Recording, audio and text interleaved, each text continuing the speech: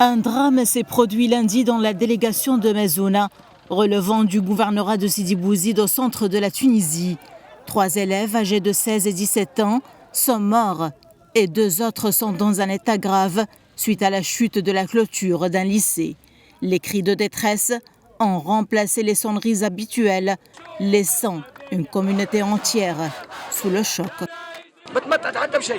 Aujourd'hui, nous pleurons nos fils qui sont morts dans l'accident. À partir d'aujourd'hui, nous migrerons tous vers Sfax. Nous ne resterons pas dans cette ville qui manque de tout, qui manque de développement et dont la jeunesse est marginalisée et souffre du chômage. Pendant les élections, ils nous ont promis d'ouvrir une usine, mais ils n'ont pas tenu leurs promesses. Aujourd'hui, j'ai envoyé mon fils à l'école, ils me l'ont amené dans un cercueil.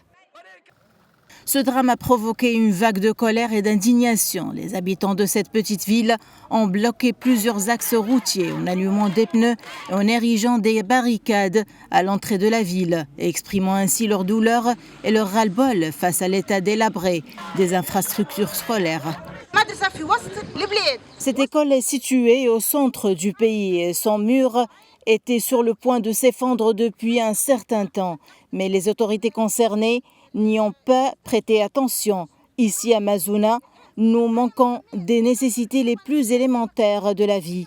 Nous n'avions même pas d'ambulance disponible pour transporter rapidement les victimes à l'hôpital de Sfax qui se trouve à plus de 120 km.